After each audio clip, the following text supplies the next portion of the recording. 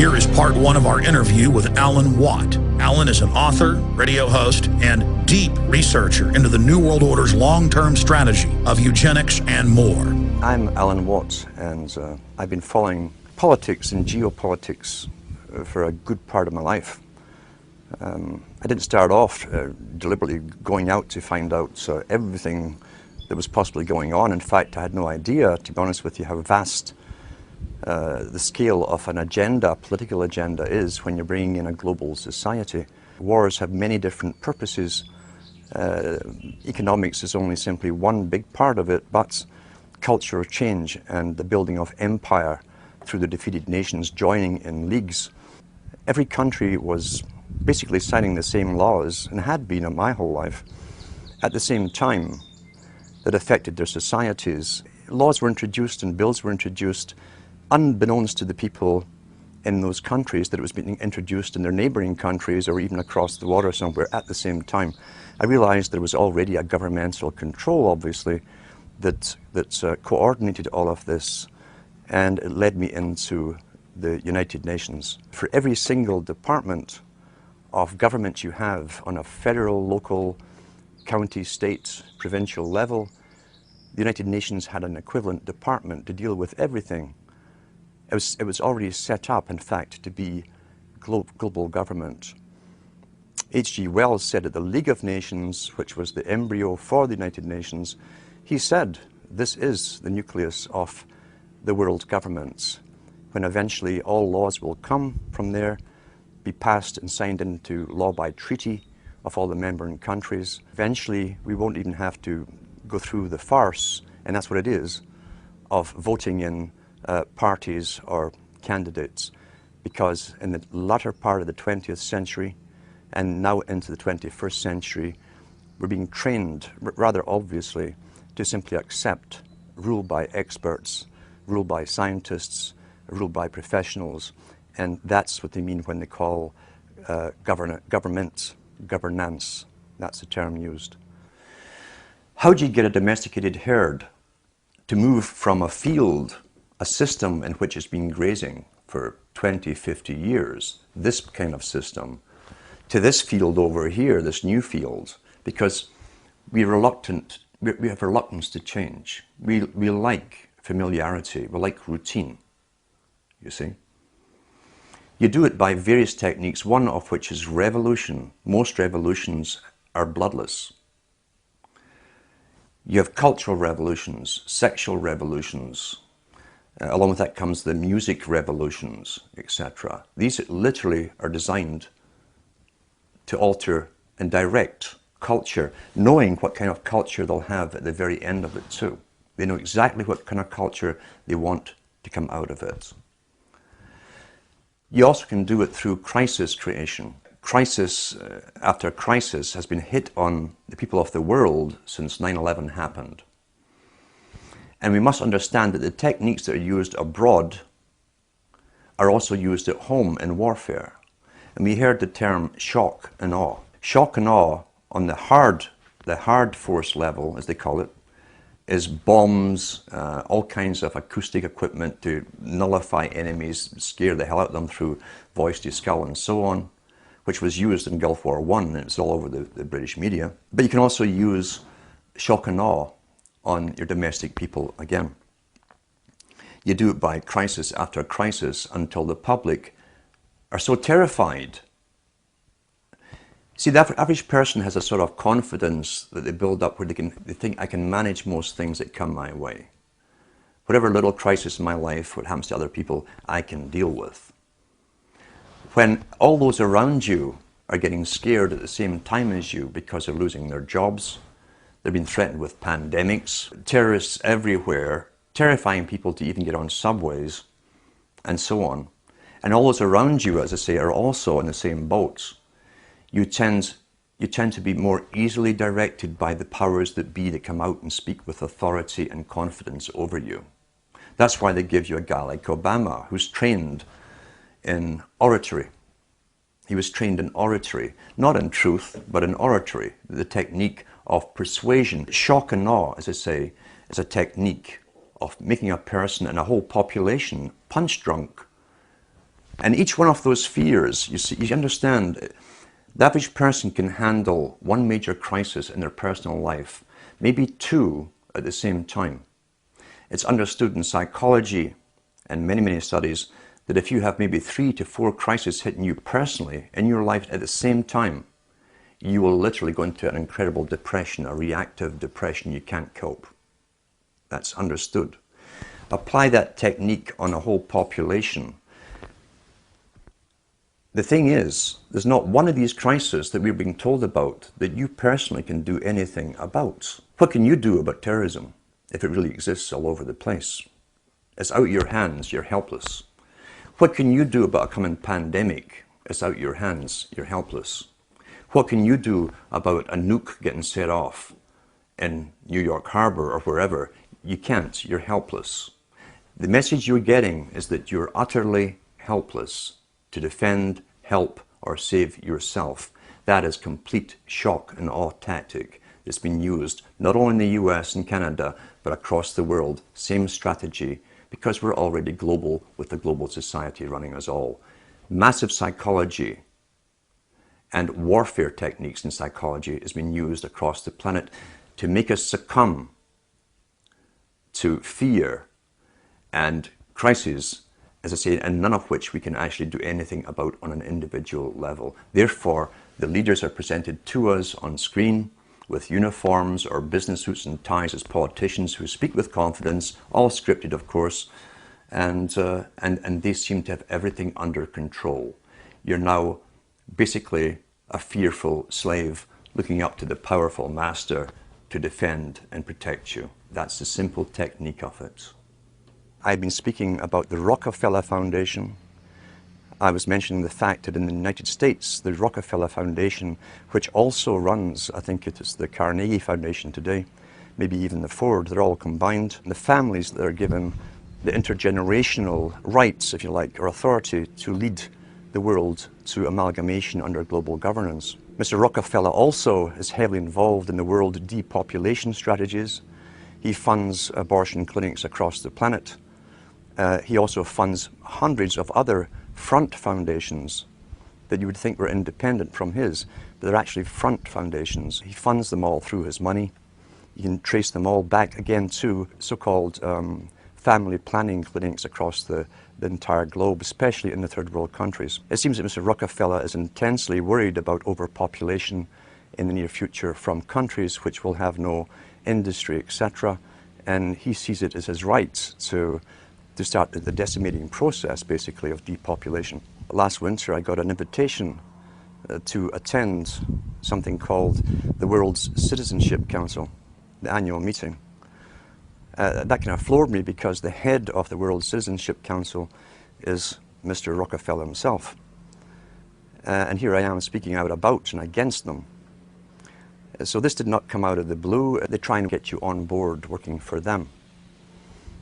What was also more startling was they always give members maybe 15 minutes or 20 minutes to speak, and I was offered that to speak on stage to this world meeting. The world's citizenship idea is part of the old idea of Cecil Rhodes up into Lord Milner to the Royal Institute for International Affairs and the Council on Foreign Relations. Mr. Rockefeller is up on Google in some of his conferences giving out World Citizenship Awards to very famous people. So they've already bypassed and have bypassed sovereign nations a long time ago. What other benefits you get from being a world citizen, I'm not certain at all. But I was allowed, he said I'd be allowed to speak at this conference. He did not say what to speak about, or he didn't say anything what not to speak about. And he also said that, this chairman, of course, who wrote to me, he also said that I'd be allowed to participate in the round table groups which come after. The round table society is very, very important because the round table societies were set up as far back as the Milner Society and the Rhodes Foundation. They came out with the first round table societies.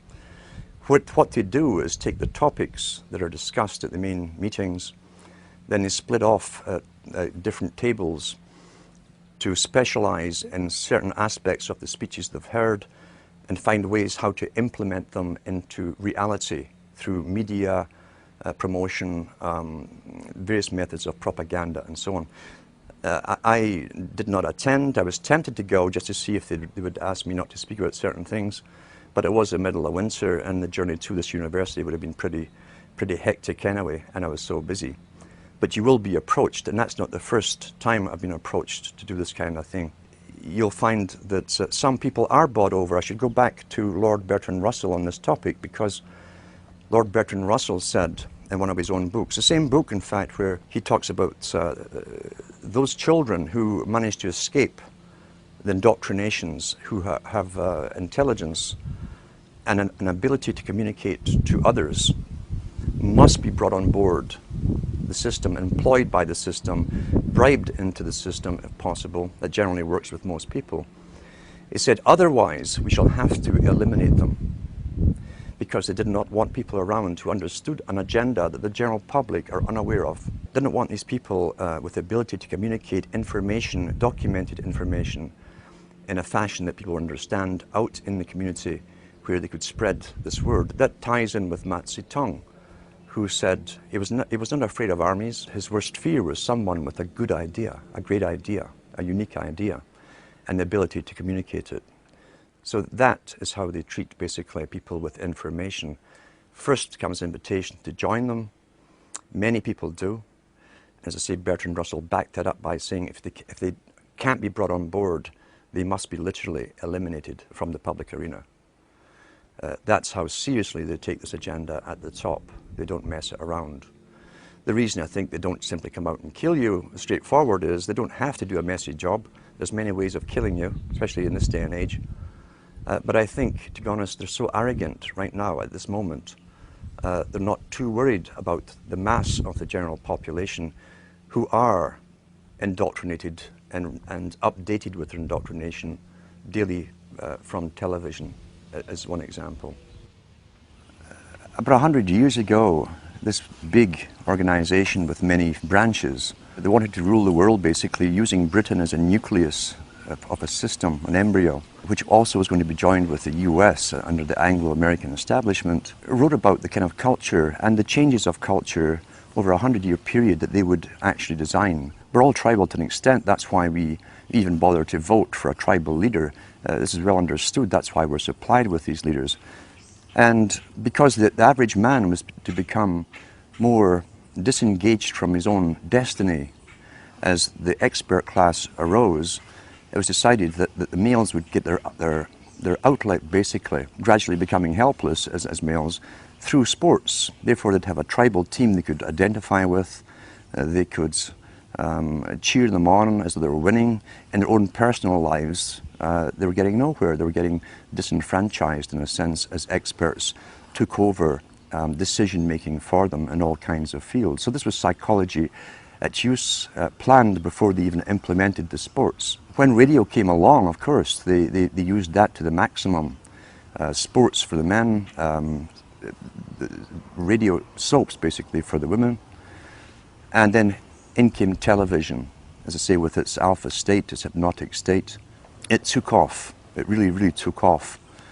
And men became glued to the sports shows. The big think tanks, and we've had think tanks to do with always planning the future and how they would create societies and even different cultures within 100 years, say from this type of society to that society to the next society, how they'd implement it, again always through the youth culture, which is easy to do if you have universal education. You can always mandate the same system, same culture to be taught to the youth. However, as I say, since the 1960s, once television really, really took off, sports used to only come out on Saturdays. And over a 10-year period, it gradually came on every night of the week. Until today, we have even sports channels, sports. So now you see guys who are sitting home, who are basically powerless at work. They have bosses. They're powerless on the roads. There's police and traffic wardens and cops watching them. They have no means to feel strong. And so they tend to watch sports as a substitute. They project themselves into a game which they never participate in. But as long as their team wins, they feel something's happening in their life that's positive and it's successful. It's a very good substitute for many, many things as far as the elite are concerned. Now, the big think tanks that involved many professional people knew that they'd have to give something this for the males, and for the women they'd also give a substitute too. The intention being ultimately to alter society, drastically alter it so much that even the purpose, for instance, of marriage would lose any appeal. For the females, they gave them high fashion, accessible prices for high fashion clothes. They brought in, people don't realize they brought in the miniskirt back in the 1920s during Prohibition. They brought in cocaine at the same time along with the booze to get young people in. The idea being that if you're doing something illegal, it's very naughty. Youngsters love to break the rules, get together, we're all being naughty together, and sex and booze, coupled with coke being smuggled in at that time, had its desired effects, but not quite the way it was designed to have by those that planned that culture, the Bernays types. And Bernays was heavily involved in this. So they came out, as I say, with not sex and rock and roll, but sex in a form of jazz. The Charlton dance came in, the miniskirt came in, sex became rather rampant for the first time. All the old traditional taboos were broken with one generation, but there was fallout to this change, this massive change in culture. The fallout being that they did not have the antibiotics to treat all the sexually transmitted disease that came along. Secondly, they didn't have the legal abortion clinics to take care of the unwanted children that also were produced by hyper-promiscuity. They opened up big orphanages to try and take care of this, the boys' towns. They had ones for girls too. But there was so much backlash, especially in the United States, from the old Christian communities, that they had to tone it all down. It kind of flopped, as I say. Sexually transmitted disease became rampant, so did unwanted pregnancies and abortions. And so they went back to the drawing board, because remember, before this all happened, the big players, the new high priesthood, we'll call them, of the Time Lords, those who create the future, work in think tanks for the big establishment, had a definite mandate. The only problem was how do you achieve that mandate over a time period. So they went back to the drawing board, and they've always known, for instance, that in wartime, more children are produced because people, young people who might go off to die tomorrow tend to be far more promiscuous. They brought this back after World War II big time and worked on it steadily. All our tax money went into one particular area of research, not just for the atomic weaponry and so on. It went into finding ways of finding a contraceptive that was effective. When they found it and launched it on the scene, at the same time as they launched what they called pop music, along with drugs, LSD and so on, they brought out the contraceptive. So then permission was given, in a sense, and promoted from the top down, even from the BBC, which is, remember, the BBC is owned by the British government. It's an arm of the British government. It talks on behalf of the dominant minority who rule Britain. So they began to promote all this stuff. All the DJs they'd bring on television would interview the top pop stars of the day. They were all stoned out their minds. Some of them were falling out of chairs. And the interviewers would say, "Tee-hee, aren't we naughty children?" All aimed at a young generation to emulate. This is what we do. Monkey see, monkey do. Once again, remember, the prime intent was to break the old culture of boy meets girl, going together for a while, getting engaged, getting married, having children. The family unit, they'd said, when they had the League of Nations, which was the precursor of the United Nations, said they'd have to destroy the family unit. Pretty well all of H.G. Wells's non-fiction books promotes all of this agenda. And in fact, he coined the term in the late 1800s. This is how far back this agenda of promiscuity had to go. He coined the term free love. And in one of his books written before 1890, he says, we must promote free love in order to destroy and end the obsolete family unit. Once that's done, he said, the family is no longer in the way when government comes for an individual. Each individual will be solely responsible to the government itself, and no family will stand up around them like a primitive tribe and defend them. At the same time, the foundations within the United States and Britain and elsewhere were funding what appeared to be far left groups, communist groups.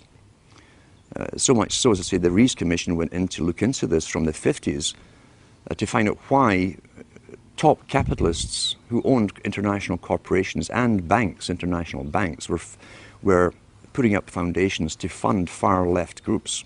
Well, we know now it was to literally destroy the old culture in order to bring in the new culture, the new society. So therefore you have the proliferation of sexual activity. The fallout still came from unwanted pregnancies, far reduced than it had before because of contraception. But then came the lead of the feminist charge, again funded by the Rockefeller Foundation in the States, to spearhead and demonstrate and demand the rights for abortion. If they could get the public to devalue human life, and that's in the writings of Julian Huxley. He says if we can get society to devalue human life, he says, and take humanity off its pedestal as a supreme being on the planet, then, he said, we can bring in our controlled society with a workable population. Everything works within culture towards an agenda. And as Plato said so long ago, over 2,300 years ago, he said, culture and cultural changes must be authorized from the top.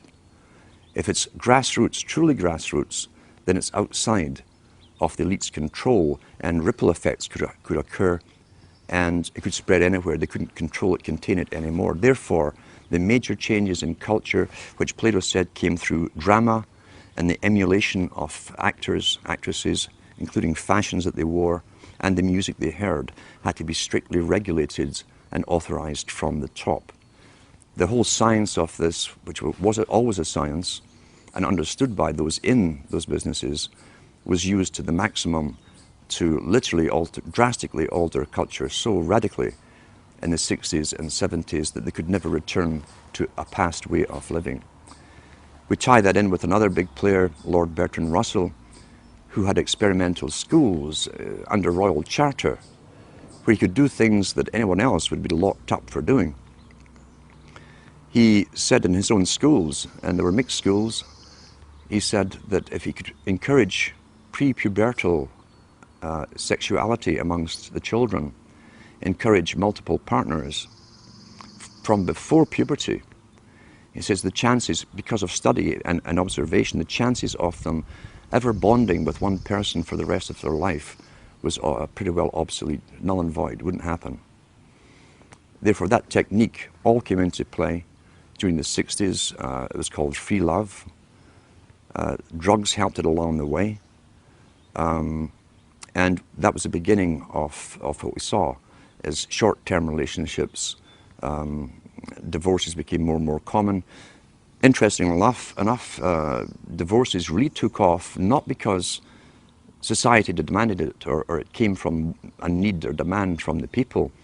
Divorces took off because the Hollywood stars, and remember too, the drama industry, the entertainment industry have always said this, the people follow the stars.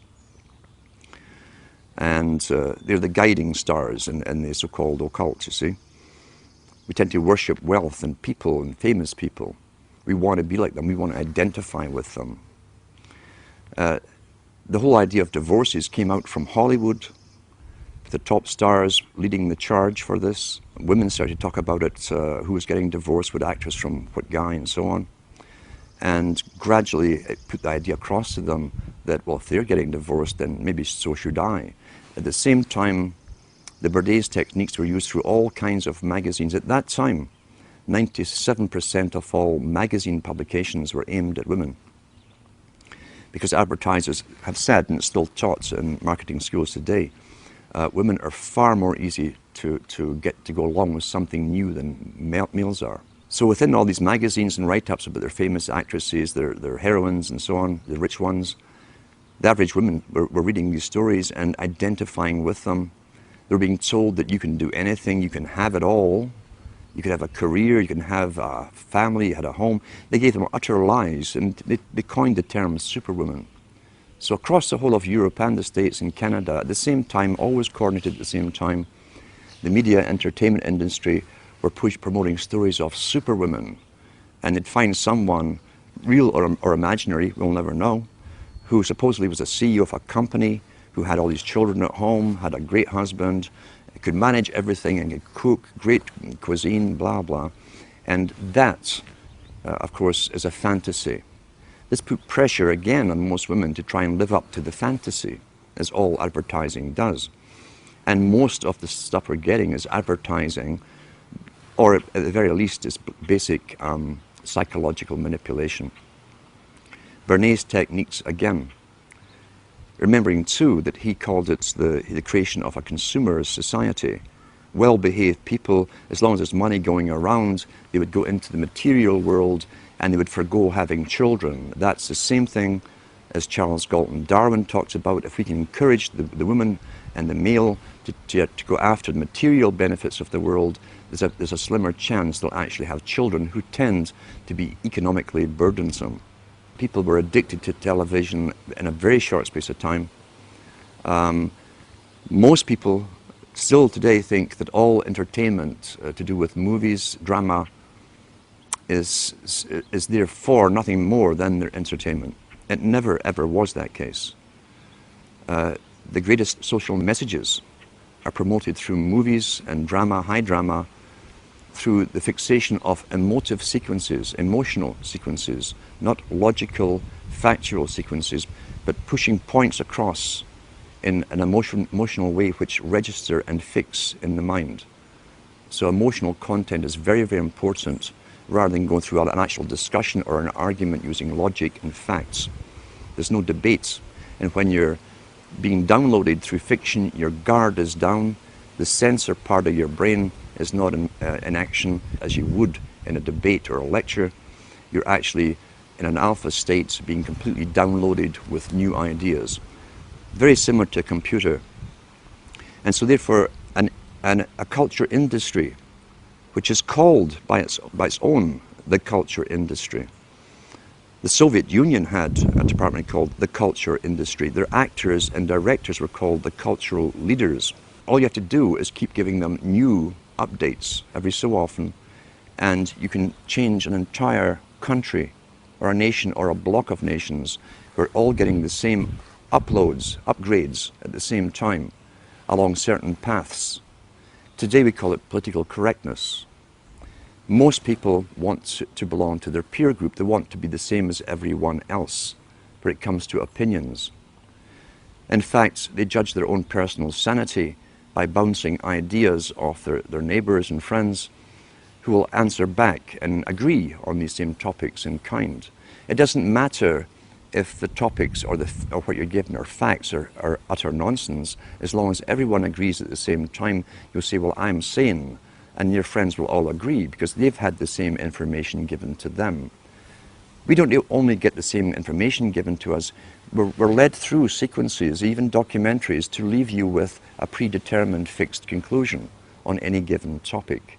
Most folk are once again unaware of this. They think, I've just been given all the facts on this topic, and this is the obvious conclusion, which is always given to you by the final experts on the particular program.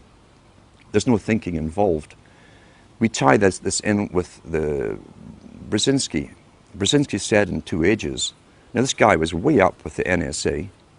He's a master geopolitician. He admits he works in 20, 50-year periods to do with geopolitics in other countries. But he said himself, the public will shortly be unable to think or reason for themselves.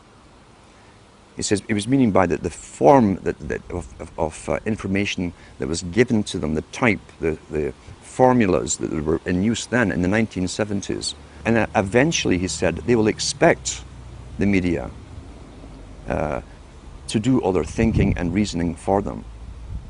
Well, that's happened today. That's why people today can't think outside of their programming from television. I'll give an instance, in fact, of why TV was so important to show you that it was so important to have it in the homes of ordinary people. Now, most countries in Europe, for instance, up into the 1950s and 60s, and I'll give an example, is Britain. The working class people did not have credit cards. You could not get a credit card. You couldn't get a bank loan without collateral to put something up against it. So therefore you were at pretty well a fixed income. There was no extra cash outside of rent, food and so on, clothes for the children, essentials. There was no extras for luxuries. There was no credit given to them. Yet the British government, just like the Chinese government did 2 years ago, made it a mandate that every household in Britain must get a television set. And what they did, they made one exception out of all the things that the people could really needed. They made one exception. They allowed credit companies to come into being. They could go round the houses every week and collect half a crown or 5 shillings or whatever it was and pay off a used television set. The British government made a deal with the United States of America to buy in used televisions which were then reconditioned to be sold to the working class all across Britain. As I say, they wanted a TV in every home. Now, since when is government interested in how happy you are at home? There's another reason for this. And sure enough, the working classes all got these DER. DER was the company that brought them all into Britain.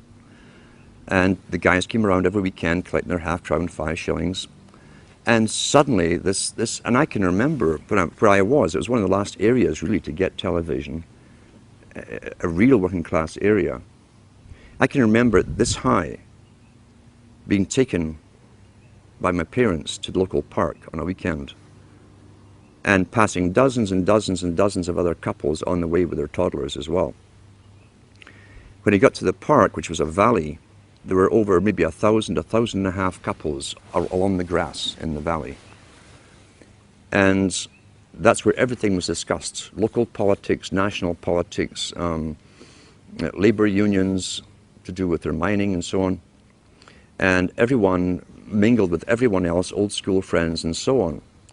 That system had been going on for hundreds of years, where people communicated thoughts, real feelings, real things that really mattered to them and their communities, to each other, conversation. When the TV came in, and I was still about this high, within about a month, I could go down that park every weekend and no one was there. It literally overnight killed off the socialization and the interaction between people and tradition, again, where they exchanged viewpoints, gave each other news, helped each other out, who was sick, who was this, who was that. Everyone helped each other out. And from then on, you could pass rows and rows and rows of these old, and they were called row houses, all joined together. And all you saw at night was the flickering of that bluish light in the windows. And that was the end. That was the end of real communities. It happened within a matter of about a month. The flicker rate on the television is very, very important. It was timed to be so many cycles per second, and it actually just meets with the brain patterns for an alpha state. When our brain sees it through our eyes, we start to adopt that flicker rate in our mind, and we go into a deep alpha state. Watch children and watch their mouths. They drop open. They won't hear their parents talking. They're hypnotized, in fact. Why would they give that particular flicker rate when they could have chosen of a whole variety of flicker rates? It wasn't an essential thing to have. So it was done for a purpose. It was meant to be hypnotic. It was meant to be used as a tool of propaganda and indoctrination, even through the guise of entertainment and so on. It also was to create a new society because they were the avant-garde, as I say, leading the sexual revolution through drama, through little documentaries, fiction, non-fiction, all combined. Once again, back to Plato. The audience see what they see. You understand that it's even worked out towards different age groups. There's something on for everybody's age group. Each age group is actually being updated as well, even the elderly ones, into new ways of thinking or seeing things. but the target mainly was for youngsters. If we take one of the world's experts on propaganda, who is Jacques Ellul, who wrote extensively on how the mind works and how all entertainment, he said, that has to do with government programs such as police, detective stories, detective series, which contain little human dramas as the hook that you identify with, to make you watch the whole story. Child gets kidnapped, detective goes on a hunt, he goes through hell and fire to get that child back. You identify with the hero if you're a male, you'll identify with the heroine if you're female. And that's the hook to get you to watch them. But what he said was, all dramas to do with police, or even the military in movies, are pure propaganda. Pure propaganda. The human story is just the bait to make you watch through it, to get you to identify with it. Because once again, there's always a message left somewhere in the movie. It might even be a message that's against your own morality. It could be where the cop, for instance, does sleep with this beautiful woman while his wife was at home, and it's all part of the story, and even tell you why he did this. He was feeling down that day, blah, blah, blah.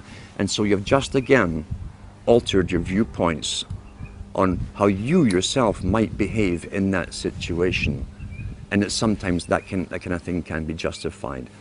That's how you're downloaded through entertainment.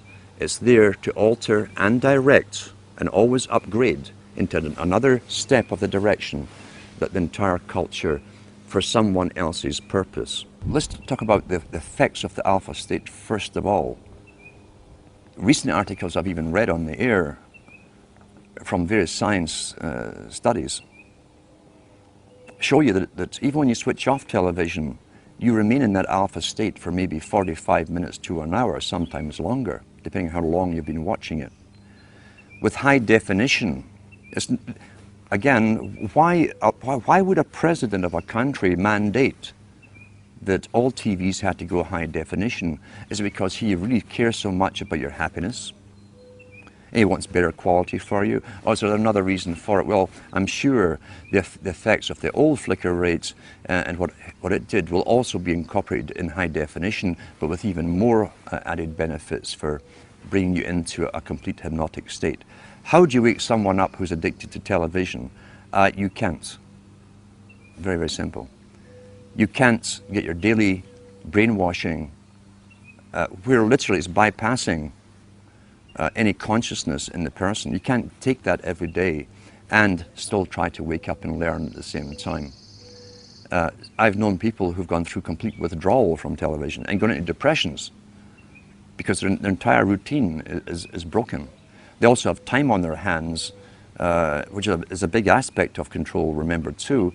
If you can take time away from a person who can think for themselves, who might say, oh, I'll go and read a book, I'll go and study something, or if you can take that time away from them and have them mesmerized in front of a television set, then you'll keep them dumb, stupid, compliant, and going along with the system. I always advise to people, if you know someone who's watching TV, it's quite simple to find out where they are mentally, psychologically, in the understanding of things. You can ask them a few simple questions. If they give you standard television answers, forget it. Simple as that, forget it.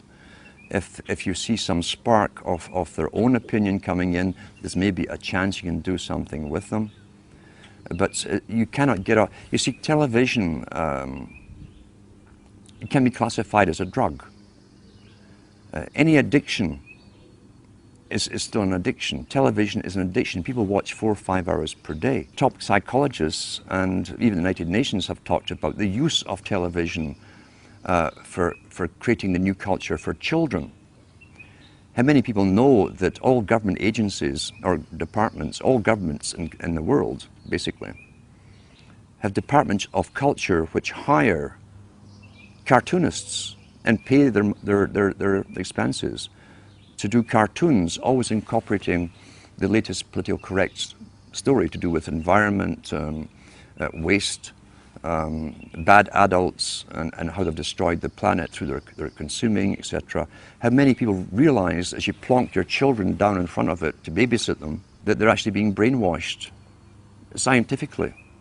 And these cartoons were designed by experts to get their message across to those children, implanted in their young minds, fixed in their young minds forever for the rest of their lives, ongoing daily, and even right down to the novels that you read to children that are designed for children too, which will incorporate all of this, all paid by government grants to authors and writers.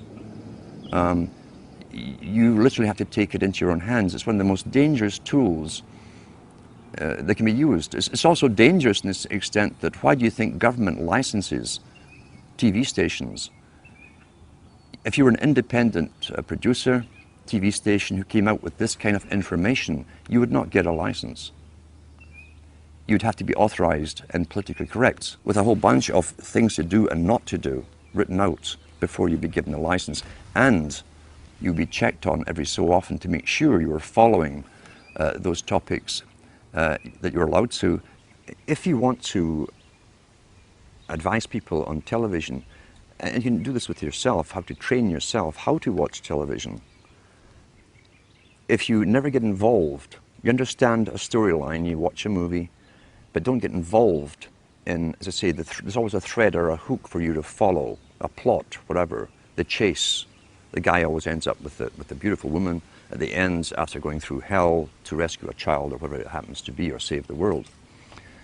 If you can stop yourself from getting lost in the emotional part of it and study the movie as you're watching it, you'll learn the techniques that have been implanted in the movie itself. That's a great way to learn.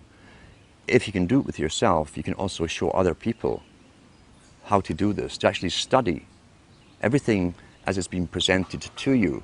And eventually what you'll find is that when you're watching even documentaries, you'll see how the documentaries themselves are shaped to give you the opinions, often very strong opinions, without giving you specific facts or giving you distorted facts, etc.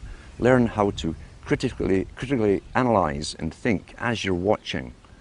And if you can show others this technique, a good example is sit down with someone who regularly watches a good movie, one that you've previously watched, and then point out all the politically correct little inserted words, slogans, phrases that have been put in there, and show them how it's been done.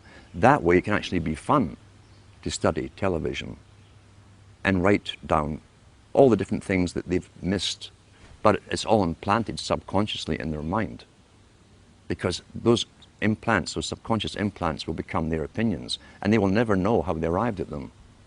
They won't remember it's from this particular documentary, this particular movie, or whatever. So that can also be fun. That's a positive side of it. You can train anyone to do this. With the internet, the first person to mention it that I know of, at least to the public, was again this master, Brzezinski, in his book Between Two Ages. In the early 70s, he said, shortly a system will be given to the public of mass communication, which will cause a revolution, the revolutionary thing to change society. But he also mentioned and hinted at the fact that there would be regulation behind it. He mentioned too that those who brought it in would never lose control, the main control over the internet, because after all, knowledge is power. Knowledge has always been power. That's why, all down through the ages, the real machinations of government are never told to the public. Real power comes from understanding and having all the facts on any particular topic. So therefore, the internet was to be given to the general public with other intentions. Initially, it was to get them all into it. Now, what did the elite want to achieve? What was their point of view? They wanted people to become so used to the internet they couldn't do without it. Now we see businesses really can't do without it. They can't imagine going back to pencil and paper and taking inventory and all this kind of stuff. For the youngsters, who must be the generation they target, they made sure that that's the only thing I knew about the internet. from the media. I was completely ignorant about it, and computers. The only thing I knew was there was lots of pornography on it. Every paper kept telling you about it, which again is the same old technique they used in the 60s and 70s. Aren't we naughty? Wink, wink, for the rock stars on television. Knowing all the youngsters would get into it when their hormones are high. That's all they're thinking about. But once folk were addicted to it, they've also planned to gradually alter it, keeping the people addicted to it as they changed it into another system where mainstream media, the authorized media, the culture creation industry media, would eventually have prime, or the main dibs, the first grabs at the main bandwidth that eventually they're claiming will have to be reduced. So in the meantime, there's never been a window of opportunity for the general public to use a medium to communicate to each other alternate news, verified facts to each other as we have at the moment. That eventually, supposedly, is going to be policed. They've had international meetings, the first one held in Canada, under the guise of the United Nations, or the auspices of the United Nations, to do with regulating and censorship of the internet. They have these meetings every year as they add more laws to it. We know the cloud system is to come in eventually. It's been all over the media in Britain, where you won't be able to store anything on a hard drive. You won't even need a hard drive eventually. Remote servers will have all your information for you. It will then be used as a form of punishment if you were politically incorrect in some form or another. Then you'll be cut off from accessing that server with all your data until you toe the line and behave yourself. Social control can be used through monetary penalizations, or through other penalizations like withdrawing you access from it. It definitely will be used for social control again, unless there's a backlash from the general public. And they do expect backlashes from people who have become used to looking into whatever site they wish to look at, or communicating whatever kind of information they want to each other. Now, along with the introduction of the internet, we've got to remember too, the government agencies also set up and promoted chat rooms and all the rest of it. And there are agents within this strange nether region called the internet whose job it is to infiltrate people who are coming together as groups, communicating on specific topics to do with political changes, and disrupting those groups. So already it's a battlefield, and they called it the cyber wars long before they even gave this internet to the people. It'd been an informational war, they said in all the papers. Therefore, government intelligence agencies would have to expand their roles with mandates to also be in this invisible world where they would manipulate various groups from within as well. There's also a lot of nonsense, of course, on the internet too, which can take you down conspiracy paths. I hate the term conspiracy because the government wants us to use it like we're some sort of hobbyists and some sort of kooks. I don't use the term. But that's become the most popular type of site now, is conspiracy site. And there's many out there, there's professional agents out there as well, who've been funded by governments and even launched by governments to be well known, especially in Europe, to lead the conspiracy sites. Then they bring in the UFOs, the aliens, until you have achieved your goal. Counterintelligence. Let's talk about counterintelligence and how it works. What is intelligence? Intelligence gathering is sending agents out to simply listen. To listen in marketplaces, bars, cafes, as to what the people are discussing. Lawrence of Arabia, in his own book, 7 Pillars of Wisdom, was trained as an agent. He was trained in Arabic languages. He was given lots of money, he and 11 other people, trained from Cambridge, and sent over to the Arabic countries to start up Arabic newspapers. Once they started putting stories in the newspapers, they went round the marketplaces, they hired lots of guys to listen to gossip, to see if the intelligence they were putting out in the papers was being discussed by the recipients, the readers. That's basic intelligence gathering. What is counterintelligence? Counterintelligence, from a government's perspective, is taking information and data that could be crucially, it could be bad for the ruling regime, and finding ways to counter that knowledge, counter it. What you do, standard-wise, if you can't defame the person who's bringing out a truth or kill them, is to bring out your own heroes. Launch them well, finance them well into the same area, saying the same stuff that others are talking about. It's called intelligence, giving out facts.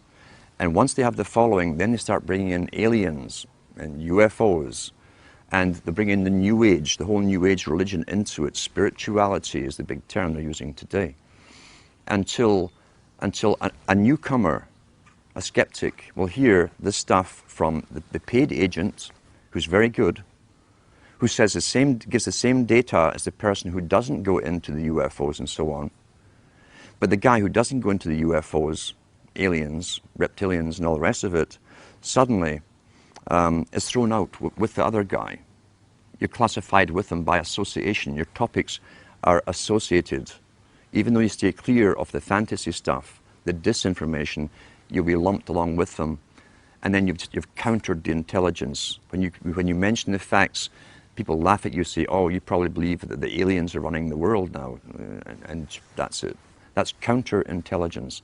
And that is also all over the internet. And it's paid for by, again, government psyops operations. Some groups that I've found are doing really good work, where people decide to get together physically, and they will choose a book to read to do with the factual data that's available to the public that can be proven. Oh, Herman Kissinger. And they'll go through it. They'll analyze the book. They'll analyze the phrases. They'll analyze the contents. They start to participate in what they're reading, because others will remember this particular era, this time when this event happened, can add to the thing and so on. That's participation, that's communication, and other information, as I say, from those involved who live through things can be added to the whole thing, giving you a much more complete picture. So it's a good idea to start this kind of thing off in your local area, even if there's only two of you that started off. Don't sit and laugh. It's kind of comical at first when you say, oh, we're discuss this book. You've never done anything like this in your lifetime. Sit down and get yourself a coffee or a beer or whatever you need, and take turns at reading. And ask the other guy, do you have anything to add what I've just read? Do you have any insights into it? What do you think of this? It gets you stimulated into participating and really thinking, because everybody who's alive today has been trained literally not to have to think. As Brzezinski said, shortly the public will be unable to reason or think for themselves. They'll expect the media to do the reasoning for them. So let's counter that. Let's get back to thinking for ourselves, using the data, the material, get involved, start using our minds again. And you'll be surprised, it's like a muscle you haven't used for a long time, how quickly you start to use it, how sharp you become so quickly. And if you can get larger groups and larger groups together doing the same thing, and then you can branch them together, communicate together, then they suggest other books that you haven't heard of. Maybe you need a particular book for evidence. I have stacks of them at home. Everyone has access somewhere to some material that was stuck away. And when you start putting all of this material together, mainly through, as I say, discussion and reading groups, you can add to the knowledge. The more knowledge and facts, actual factual data you can put together, the bigger your arsenal is. And the easier it becomes to show people and convince them, look, this is authenticated stuff. Here's the factual data, here's the physical book, read from that book, and then have your discussions. What do you think about this? What do you think they meant by this? What do you think has happened? Have they fulfilled this part of an agenda? And most people will say, yeah, they have.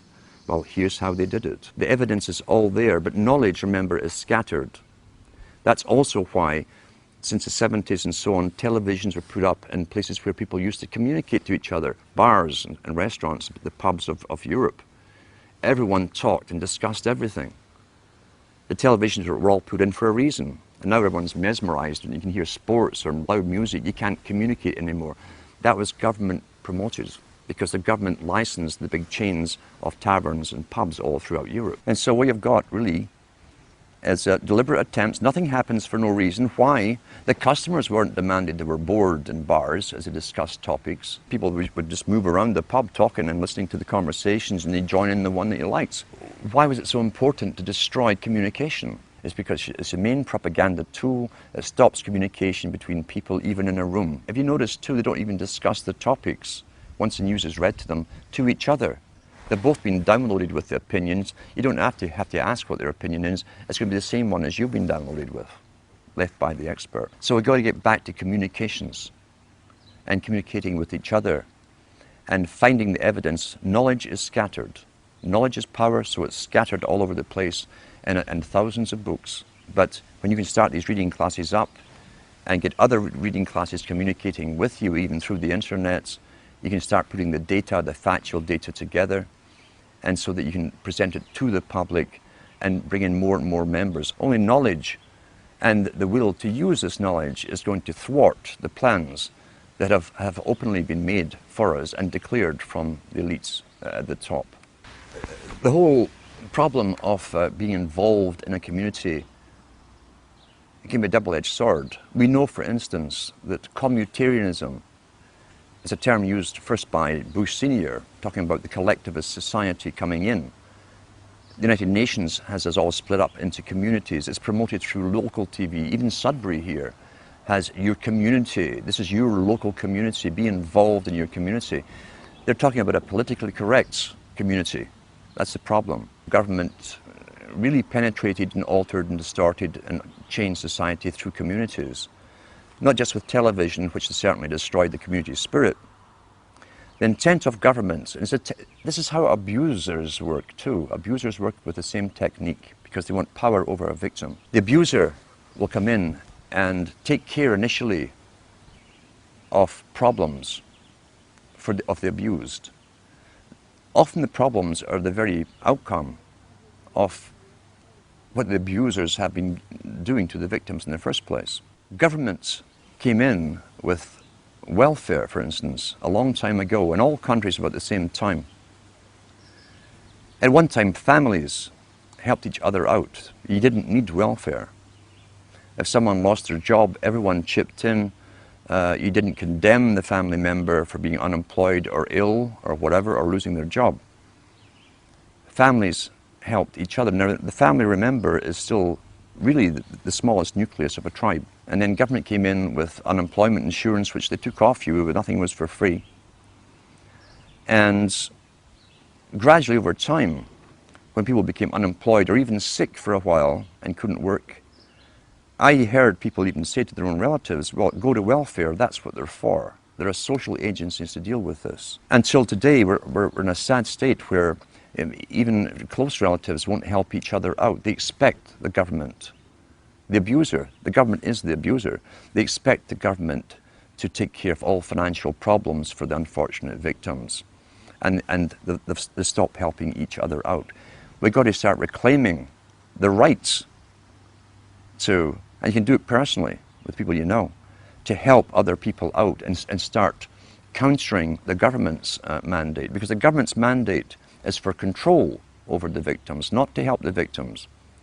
Those who fall under that particular level into the welfare state have their lives run by government agencies and social workers. That's what Huxley says. He says that they won't need their survival capabilities. Russell said the same thing, because the government is taking care and making all their decisions for them. In order to help you, it's really to take you over and have you obeying them and their system. That's what you're up against, a planned war strategy, making them dependent upon government services, not their family units, not their brothers and sisters, their fathers and mothers, but on the state itself. We've got to counter that and become involved again in the lives of those around us and have our own true communities. It doesn't matter if there's only 5 of you in a community, even if you live in a town or a city, that's your own little community where you all have something in common. What it really is is gaining knowledge for your own and others' self-preservation and survival into the future. These video interviews have all been exclusive, and they're going to be archived at prisonplanet.tv. Please download them, burn them to disk, and give them to everyone you know. Upload them to YouTube. This information is vital not just to our free republic, but to the future of free humanity. And now, part 2 of our in-depth interview with New World Order researcher Alan Watt.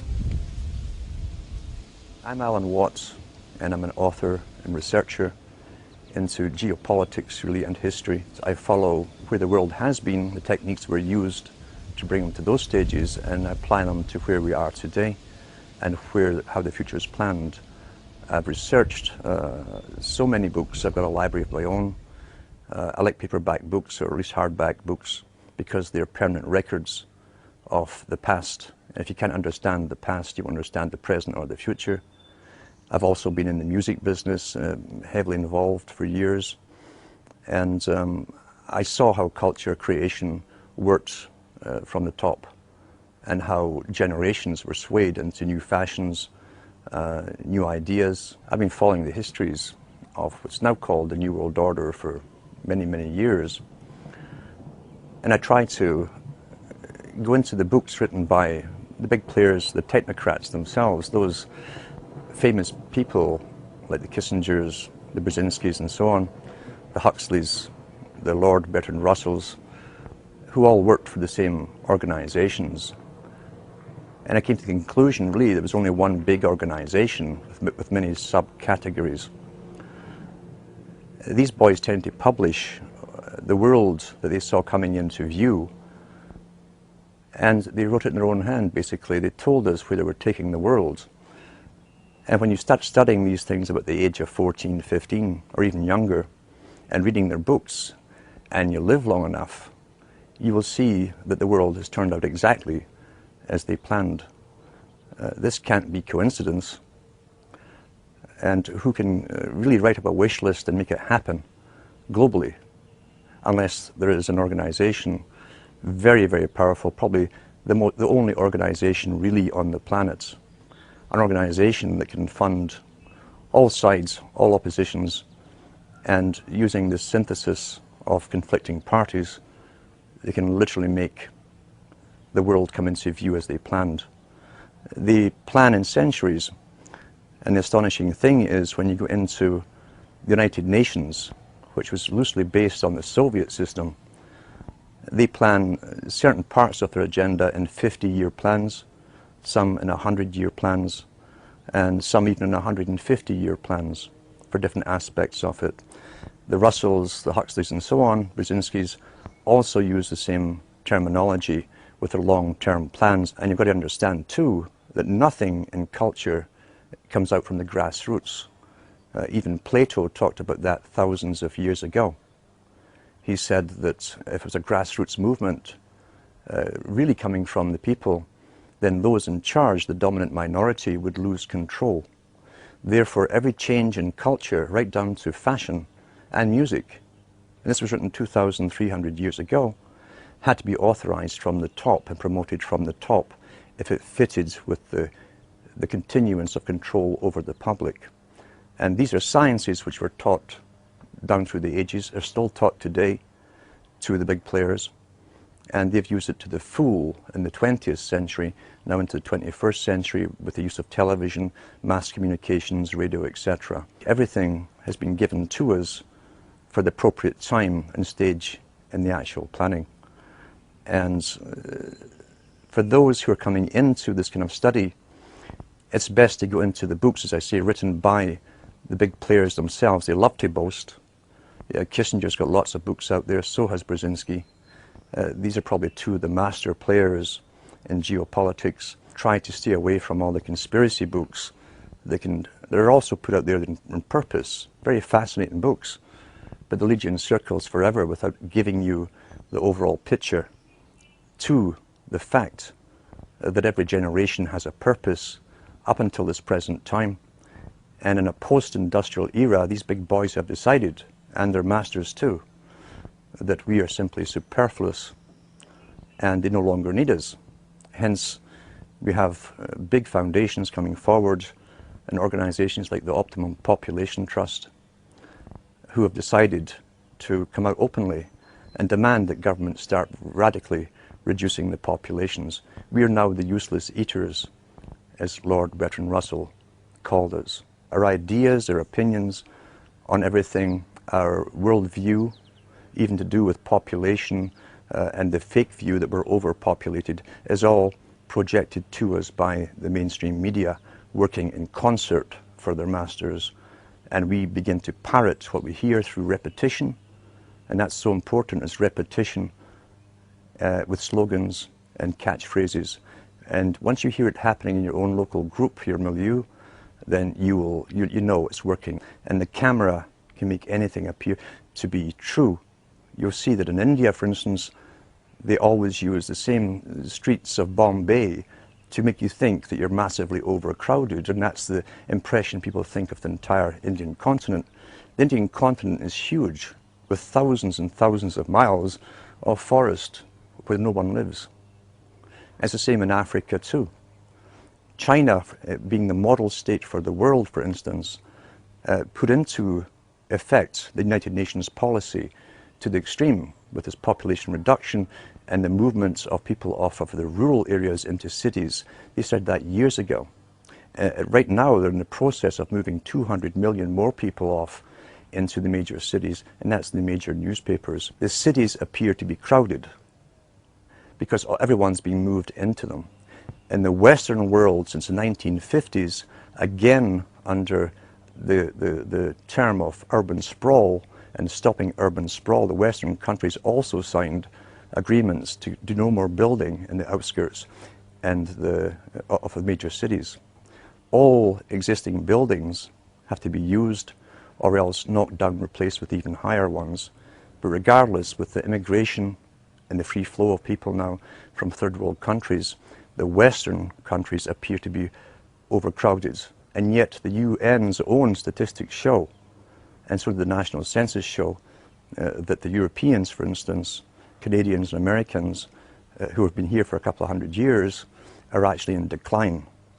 So the overpopulation problem is simply an image projected by the media as more and more people are crammed into the same cities and they bring more immigrants in to fill them. But I also realized the system of schooling when I was going to school was bogus. The histories were bogus, and I was very, very lucky to have access to very old libraries, town libraries. Some of them had reference books going back into the 1700s, written at the time. When you compared the histories I was being taught in school to the histories that were written at the time, they were completely different.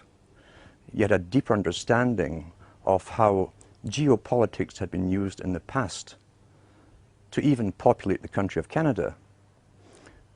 London couldn't get immigrants to go off into the new colonies. What they did for Australia was to create so many laws that you couldn't help but break them, and poverty, and therefore stealing a loaf of bread to feed you or your family would get you deported to Australia with your family. That's how they populated Australia, crime. They created the laws for crime.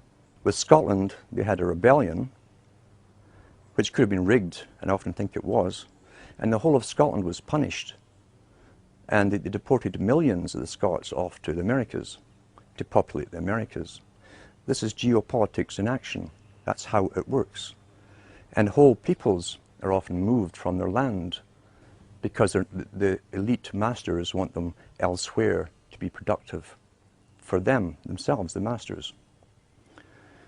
When you look at the strategy for the US and Canada, again, long-term strategy, long-term planning, you'll find that the big corporations of their day, the Hudson's Bay companies, the Fraser companies, were given charters to own the land before Canada was Canada or US was the US. They were simply called the Americas. These were private international corporations that had the power of life and death over everyone who lived within their areas. The Queen or the King had a consulate in every country, Lieutenant General or Governor General, they call them. We still have one in Canada today who represents the Queen. They have all the powers over life and death of subjects under that governor. How they stopped rebellion in the past was to give us an idea of what they called democracy. They knew from the Chartist movement in Britain, for instance, and elsewhere, other countries, people were demanding rights for the first time. And so once again, they gave us champions to speak on our behalf, which calmed the people down, thinking for the first time in history, the people were involved in their own destiny creation. And nothing was further from the truth. Because the planners knew that once you bring people into a country or a continent, create real wealth for them and get businesses going, clear the land, drain the swamps, and so on, they can take it all away from you through laws 200 years down the road. And that's what's happening now. Long-term geopolitics once more. And if you think I'm kidding about this, go into the history books written at the time. They're still there in some of the libraries. And you can also go into the art of geopolitics. There's even videos on YouTube on Brzezinski boasting about how he set up the Taliban in Afghanistan. You'll see him encourage them to fight the Soviets at that time in the 1970s. And he actually says, yours is a holy war. This man, who obviously believes in nothing but himself and his own peer group, is encouraging other people to go and fight a holy war, a jihad. And he uses these terms against the Soviets, knowing full well, once it was set up and it was backed by the CIA, that 10, 15 years down the road, there'd be a problem. And then they'd have to go to war with the very group they'd created to fight the Soviets. That's what's happening today. Long-term strategies. Well, that's how history has always been run. If you can go into the books where you find the British Home Office is mentioned, study the history of the diplomatic corps. Because the diplomats were spies. They would go into territories, set up embassies, collect intelligence data for future invasions. Their job was also to try and grab the rights of minerals, gold, silver, etc. across the planet, all natural resources, and find ways, long-term strategy, to either bribe it off the present rulers of those countries or else create an ultimate war with them and simply steal it under the guise of occupation. We're living through a stage today, as I say, where this is all coming to a culmination. This is the post-industrial era. We're post-technical almost in the West. It's all done in other countries, all the technical stuff. And Brzezinski himself talks about the technocratic era, where the future will be for an elite with a highly trained bureaucracy underneath them and scientific elite who will not need the human labor that they've needed in the past. Human labor that is excessive and is unemployed and is hungry is now a threat to that established elite. So now they're doing something which they can only do to the human species. They don't need to do this with animals. With animals, just go out and hunt them and kill them. We are the only species that has to be convinced to allow ourselves, for the good of all, to be sterilized and bring down the population through abortion on one end and euthanasia on the other, under the guise to save the planet. And unfortunately, with the massive propaganda campaigns that are all over media in every country at the same time, with all the big foundations backing them with unlimited financing. Remember, the foundations are owned by the international bankers themselves. Then they can pull all of this off, and unfortunately, it really is working. In kindergarten now, you walk into a kindergarten anywhere in Europe or Americas, and you'll see the rainbow inside every single one of them. You'll see all the terms about the world. Here's the globe, we're all global. And you'll see the greening messages everywhere, everywhere, and how sacrifice will have to be made to save the world and the planet and future generations of society. Sacrifice. You tie that together with the institutions that were comprised of the Fabian Society. It was a member of the Royal Institute for International Affairs. That's one society. The Council on Foreign Relations is also the same thing as the Royal Institute for International Affairs. They are what Thatcher and Professor Carroll Quigley called the parallel government. They have told us what the future is going to be. Some of their members have even written books about the need to cull off massive amounts of the population by any means possible. And so we see this final stage being pushed as they convince us that we are the problem. The Club of Rome, that also belongs to the same group, in the 1990s, the two founders said that back in the 1970s at the Club of Rome, they were given the task as a premier think tank for the globe, for this global society, the task to find ways of reducing the population and controlling the people to go along with this, convincing the public how to go along with it. And they said they'd looked at all possible means of doing so. What had worked before? Again, geopolitics, strategy. Under warfare conditions, the public will give up freedom. The public will be directed by governments, bureaucracies, and police, military, etc. Under warfare, the public sacrifice. They'll have less food, they'll ration stuff. They go along with it to save themselves. Therefore, they'd have to find a warfare strategy, a reason for war. And what they came up with was that man was the enemy of the planet. They said that the idea that global warming could be created and blamed upon mankind would fit the bill. These are the words they used. That would fit the bill, written in the 1970s, and decided at the think tanks then, and published by the guys involved in a book called The First Global Revolution, well worth reading. When they hit upon an idea from a premier think tank, they will never change that agenda. I've said before, it wouldn't matter if we're up to our eyes in snow all year round.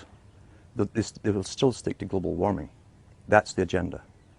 Now, of course, they've changed it slightly to climate change, which simply means changes in the weather. And they're in the process now of convincing the general public to be afraid of summer, for instance. It's all done through the alteration and distortion of perceptions. Massive psychology is used on all of this. And they certainly understand mass psychology of the general public. These boys don't simply announce things or make up a wish list of the future and send it up the chimney to Santa Claus. When they come up with an idea, they implement it. I've followed the United Nations Department of Statistics as they announce every single year the sperm count of the Western male, which has been falling drastically since the 1950s. They say that it's down by about 75–85%. Now, when something like that's happened across the whole of Europe and the Americas in 50 years, and they suddenly started noticing it 50 years ago, sudden onset, and there's no crisis made about it. There's no comeback after announcing the statistics. They just tell you the cold, hard statistics and go off to the next statistic on some other topic. That means it's part of the agenda. Otherwise, it would be a crisis. If this wasn't planned and part of the agenda, believe you me, it would be a crisis if they didn't authorize it. And now they tell us that the average American has less than 20% sperm and only about 15% is motile. That's not a coincidence. What happened in the 1950s to start out this ball rolling? In the 1950s, they suddenly put all the known female synthetic estrogens into food supply. They put it in baby foods. Procter & Gamble were the first one to admit, after investigation 40 years later, that they were using a rinse to supposedly sterilize the baby bottles, and it contained bisphenol A. An odd thing to rinse baby bottles with, when bisphenol A is the very thing that attacks young male children at that age and stops the testes from developing properly. You go back even further into more detail and you find out that the cosmetic industry were using insufflatants. Insufflation is a technique where certain carriers are put into the creams themselves, and these creams then absorb into the skin, carrying other chemicals with them. They're almost like they carry the payloads into the target in the bloodstream. We find that the women were highly toxic with the artificial bisphenol A and other ingredients. And therefore, within the first 8 to 12 weeks of pregnancy with a male child, there's a very good chance that male would grow up to be either almost completely sterile, or as I say, maybe have some motile sperm. This was all understood 50 years ago. Bisphenol A, for instance, was discovered in the 1890s, and the properties it had against humans, especially males, was known then too. Now it's in all the beer cans. Great target males again. They line the cans with it. There's been many exposés on it now. The CBC in Canada, which is a government-owned television station, it's the BBC basically of Canada, did a documentary series called the Disappearing Male. And it goes through all of that in that particular talk with proof. Also, when we go back to the writings of Lord Bertrand Russell and Julian Huxley and Aldous Huxley, who were also related to the Darwins, by the way, you'll find that they talked about ways to sterilize the populations in the 30s, 40s, and 50s. But of course, and even said they would use the needle to create a compliant, pliable population, meaning to dumb down the people and also to bring down the fertility rates. In the 1950s, across Europe and the Americas, what came out, under vast promotion, what came out? The polio vaccine came out. That was the first one ever to come out through a mass fear campaign. A massive fear campaign. Polio was very, very rare. Yet if you go back to the old PATH black and white newsreels that they showed all over the world at the time, they showed you the same one boy in the iron lung, and that terrified the whole world. How many polio cases was actually there? Was it really polio? We do know that from those first shots, those injections, the generation that got them all ended up with carrying 100 simian viruses, live simian viruses in the shot. And simian 40 only had one function according to the maker, the discoverer of the vaccine, and that was to cause cancer. And I also have a copy of the discussion with this particular man and his staff admitting that. They knew that at the time. What they said was they thought that the risks outweighed the bad benefits that might come along down the road. That was their excuse. Since then, we've been trained to accept more and more inoculations until babies now get something like 30 inoculations before they're at the hospital. When you look into the big manufacturers of inoculations, like the Baxter Laboratories that were in the news recently because they sent out live flu virus along with the bird flu virus mixed together, and were caught by another country who tested it on ferrets, and the ferrets all died. They had done the very thing that they say that they're worried about happening in nature, where the common flu is mixed with a killer flu and becomes highly contagious. They actually did it by mistake, we're told. But go back into Baxter Laboratories even further, and you find Baxter Laboratories was part of IG Farben Group in World War II. They were responsible for creating chemicals and so on that were used as gas. And they were also used in other medical experiments on prisoners. That's in the records of the inquiry that went on into IG Farben. A good book to read is The Crimes and Punishment of IG Farben. All of that stuff's documented in there. All the companies, the Western corporations that were involved in the setting up of the Hitler regime are mentioned in that book. And Baxter Laboratories, the one who's coming out with all the shots what to take supposedly for the swine flu, are still on the go. So when you go into, let's say, Connaught Laboratories as an example, Connaught Laboratories was employed during World War II to manufacture bacterium and viruses, fungus that would attack wheat and corn, etc. in Germany. Mr. Banting, who discovered insulin, the great hero Banting, during World War II, his main occupation was finding ways to annihilate the food supply of an entire country. And he came up with ideas of creating a form of what we now call mad cow disease, something that rotted the brains of the cattle for herds, dairy herds and beef herds. And it was manufactured in World War II. And I often wonder if there really is such a thing as mad cow disease, is that where it came from? But to say these big laboratories and Connaught laboratories eventually became responsible, for instance, for the blood supply for hospitals and hemophiliacs and byproducts of blood supply for Canada. When Mr. Clinton was in power, he signed a deal with some prisons in the US where the prisoners would get $1 or $2 for a pint of blood.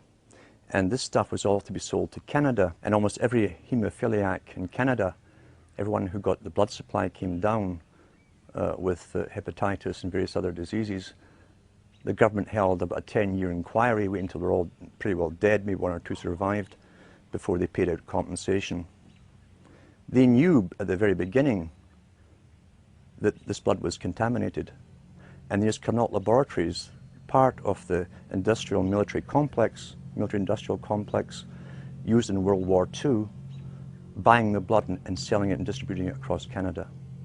When the CBC did a documentary on Connaught laboratories and their role in this, the little guy who purchased it was caught on the steps of his office of a building, and he turned around and he said to the camera crew, after who questioned him on all the deaths that were caused in Canada, thousands of them, he said, "It's business." That was the only reply given. I've said for many years that the biggest international corporations are real corporations, but they're also front groups for one system. During the Cold War, for instance, many books were published on the war, how it would be won, and so on. And what they all agreed upon was those with the highest technologies would win. Now, if you were in a free enterprise system, you could never allow inventions coming out of nowhere, unauthorized, especially in communications and different means, to be given to the general public. Therefore, the CIA, MI6, and other countries' agencies created front organizations to lead the charge and control technology. You could never allow free competition in technology and give it to the people without authorization. It has to be permitted by those who rule. That goes across the board with everything, as I say, from those who rule. You create culture, you manipulate culture, you give the public what you deign to give them, you suppress that which you don't want the public to have. It must be under a control. You cannot have that with a true free market enterprise and true entrepreneurism. You can't have it. Therefore, you put up the front companies. They're real companies. They will really manufacture stuff, but it's what's been authorized. And guys at the top, CIA, MI6, fund them and run them. We've seen this with different banks that were set up by CIA in the past, where they funneled money to all the major wars we're fighting. It was the BCCI, was one of the first ones that collapsed. Papa Bush was a director at one time, and then he was back to being director of the CIA. These are front massive banks, massive corporations. A difficult thing for some people to understand is what's happening today is not just an elite making a final move to take over anything. Every generation for hundreds of years has been brought up with the same elite's predecessors, designing and running the show for each generation. The elite, in fact, are simply moving their system into a new system, an updated system to suit themselves. That's a hard concept for people to grasp. They've been trained to believe things are happening at the moment by happenstance, by crisis coming out of nowhere. And here's what we must do. We must solve this problem at the time. Nothing is further from the truth. And when people wake up, they generally go through the same stages as someone who becomes bereaved when you find that democracy never existed in the first place. You go through an anger phase, a depression phase, You'll blame whoever is handy, and then hopefully you emerge from it and you become active and you want to learn what's really going on and what has been going on. But you'll also eventually come to the realization that you're up against something, a system that's very, very, very old. It's the only truly organized system on the whole planet. It uses sciences that are ancient in population management. It gave us a system of money. Money is a tool that we must believe in to serve them. Karl Marx was quite right. He was one of their boys who was set up to set up the dialectic. And he was quite right when he said that money is a tool of the elites. It's essential that the people who stop bartering or working for themselves and start using money as a means of exchange, which then can be taxed back from them, are becoming slaves. Because under law and legality, for 1,000 years, no one could take anything from you. Money represents your food, your home, everything. When it's taxed back from you, they're creating a form of slavery. Therefore, it's essential that the workers believe in money.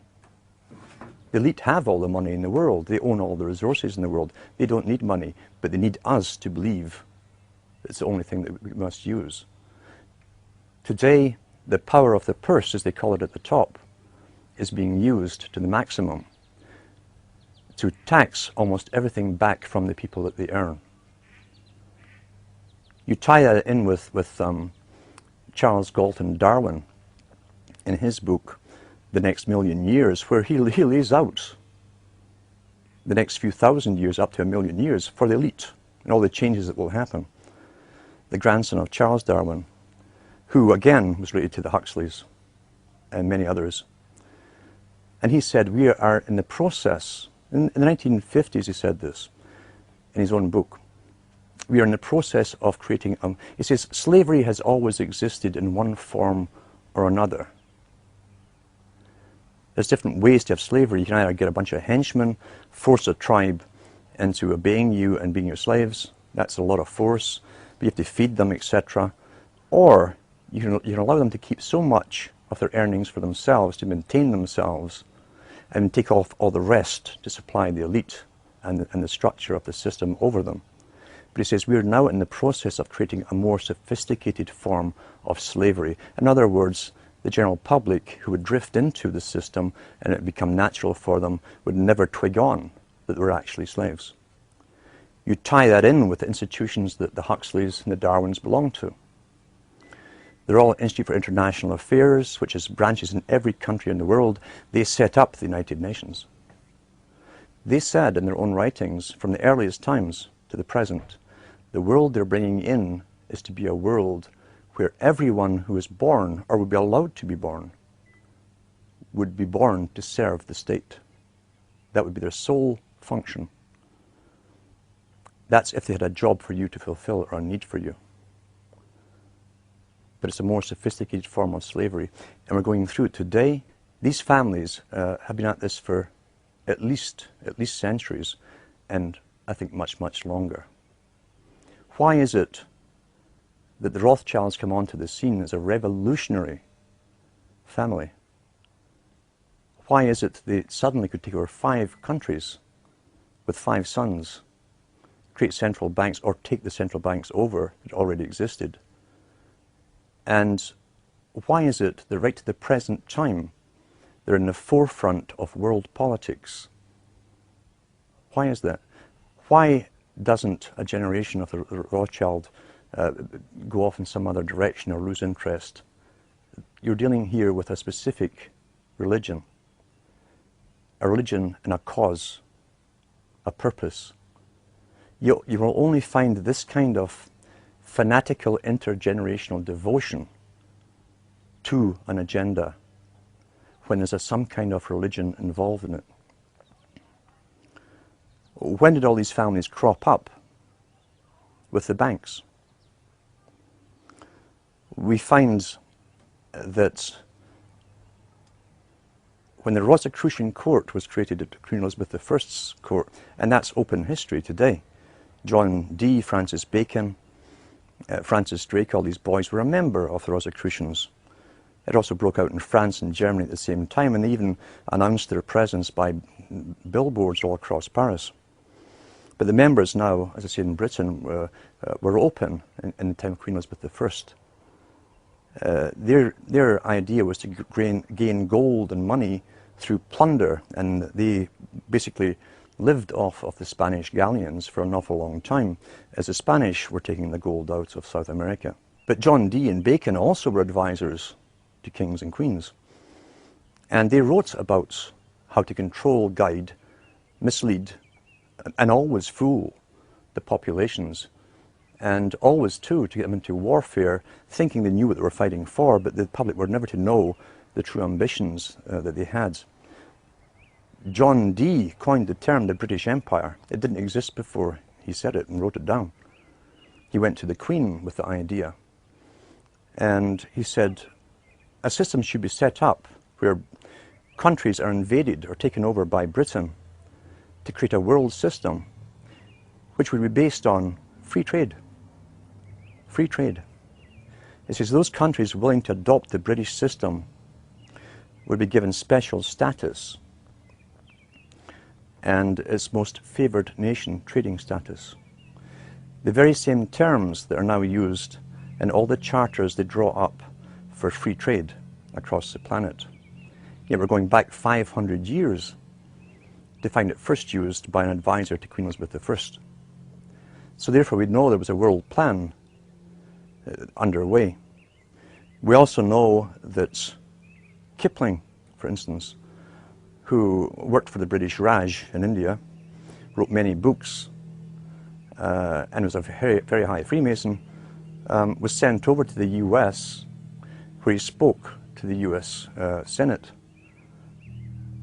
equal to equal, and said, we pass the torch on to you.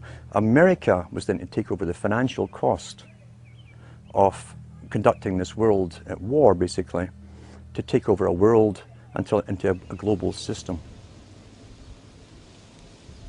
I'm Alan Watt, and I'm a long-term researcher into the geopolitics and the psychopolitics of a world society, basically, the society that's bringing in globalism in our lifetime. In the 1950s, a book came out called The Next Million Years, and that was done by Charles Galton Darwin. Now, the Galtons, again, were another special bunch that came out to do with eugenics. And they started up the IQ tests that are now used across the world for school children to try and get the average intellect of children, classify them in grades, etc. And they then intermarried with the Darwins. So Charles Galton Darwin was the grandson of Charles Darwin. He was a physicist. Again, too, what we're talking about is what Huxley said. Huxley being the end product of selective breeding to get a scientist, then so was Charles Galton Darwin.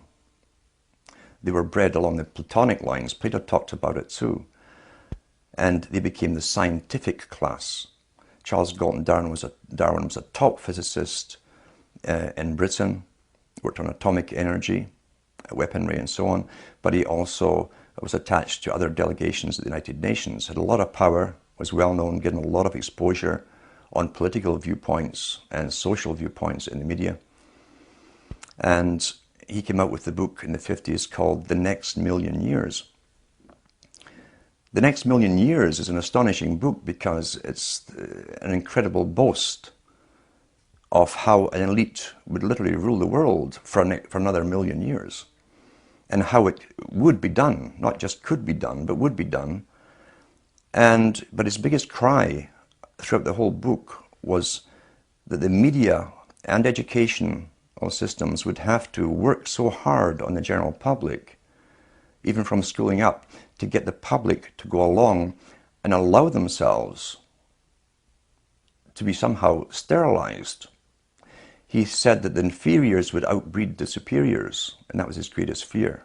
Now, he spoke on behalf of his own establishment, his own group. So they were into eugenics. And you'll find the United States became a great laboratory for eugenical experiment. People don't really realize that. Because when many of the Albigensian descendants, the Cathar descendants, the Bogomil descendants came into the United States under the guise of Christianity, they set up their own particular eugenical experiments. The Mormons were one of them, where couples were matched up.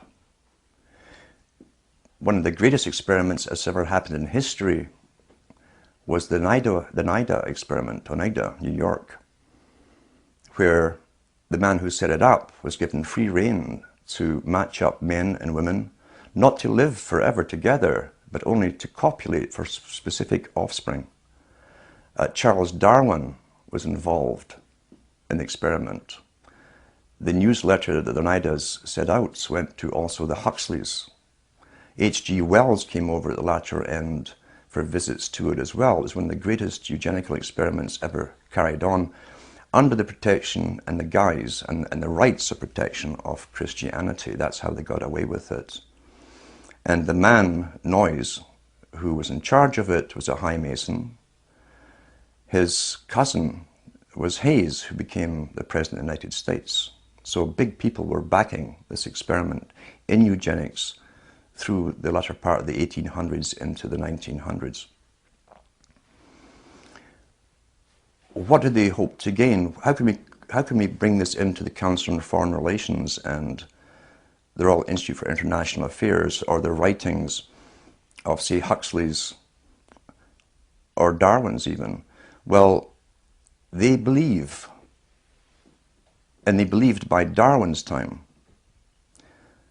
that all of the people who had the right stuff to excel in life, to acquire wealth, good, intellects, property, and keep a hold of it through generations, had already been born. Therefore, anything that came after Darwin was just chance, perhaps, or luck.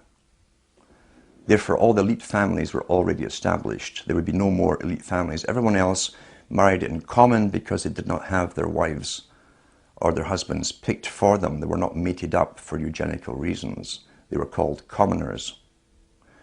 We find the same expression coming out today with the new term for eugenics. They call it bioethics.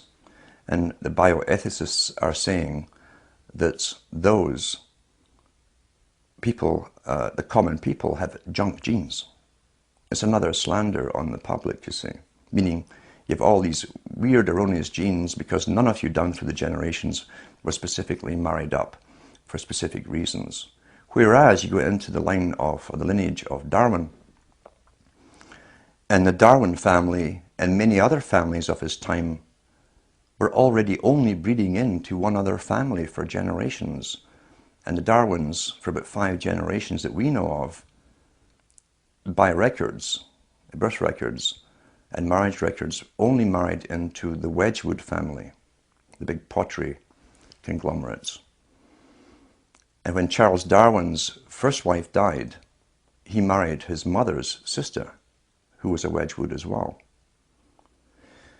The problem with this incredibly close inbreeding, and I should say too, the Huxleys were also descended from Darwin too. You'll find contacts there, and their wives.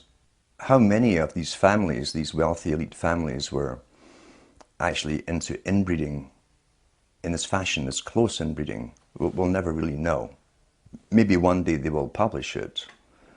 But I know that Ian Taylor came out with an excellent book on Darwin called Darwin and the New World Order, where he documented the lineages of at least the Darwin family to do with the Wedgwoods. And as I say, the unfortunate thing of such close inbreeding is you can have, if there's a dominant gene there prone to a specific illness or disease, it tends to be passed on.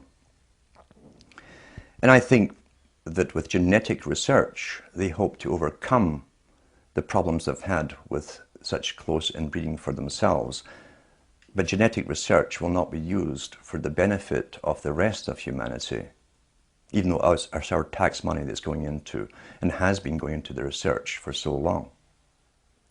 How long have they been working, and why have they been working so long on genetics? What's the reason for it? All geneticists are eugenicists because it starts off in your first course to do with eugenics, superior and inferior types. Therefore, at the start of their training at university, they become true believers in eugenics to begin with. We've been told that the double helix in the genes and so on wasn't discovered until Watson came along around the 70s or so. And that they'd always suspected that there were things called genes.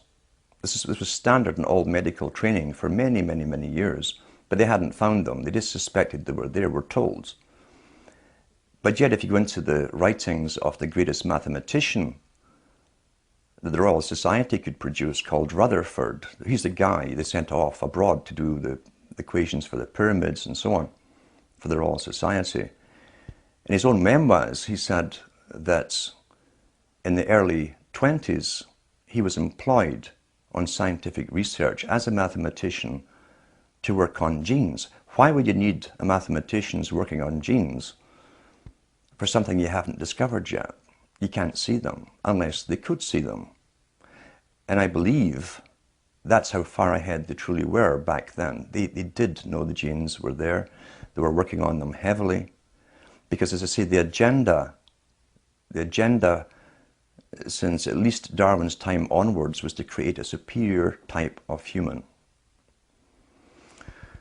They toyed with the idea of creating even a superior type of worker to serve the superior class. Someone who could be very, very healthy, bright enough to accomplish all the tasks, but not too bright to overthrow the dominant minority. That's what the utopia, or the utopic idea, is basically based upon. Some of them are so arrogant, like Julian Huxley, who was the first CEO of UNESCO, who said that UNESCO's function, by the way, the United Nations Organization for Education worldwide, was to create a standardized system of education across the world so that all children could be manipulated into the same thought patterns, belief patterns, and mentality, basically. A standardization process, a Plato's cave that would all grow up in, never knowing anything outside that cave. He was quite blatant about that. It was for social engineering purposes, not for educational purposes as such.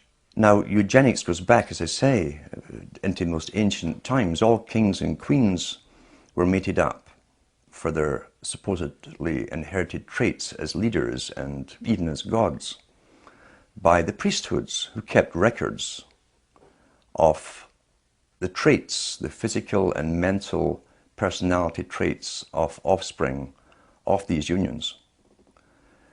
The one thing that was lacking was a moneyed class who also used the same techniques. We find this coming out with the Rothschilds family. So you had monarchies running the world, running an empire such as the British Empire.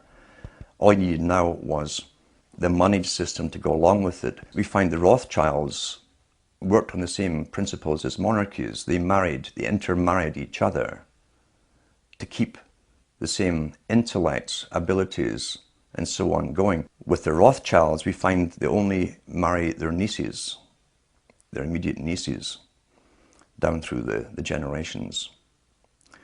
We find Benjamin Franklin, very interesting man long before this, again, high Freemason. This is in his own records at the Franklin Institute. He joined the English Lodge. He joined other lodges. He became eventually the Grand Master of the Nine Sisters Lodge in France. He initiated Voltairean as a member and others. But he was also a member of the Hellfire Club in England. Benjamin Franklin talks about the carriers. He called them dollies. These are women who had selective genes. They were the products themselves of selective special breeding. And the Hellfire Club, like many Masonic high Masonic institutions of that time had what were loosely called, and wrongly in a sense, brothels attached to them. But it was also a cover because the special carriers or dollies, and dollies, the term that Franklin himself coined, is still in use today. A dolly is a carrier, like something you carry luggage on or whatever.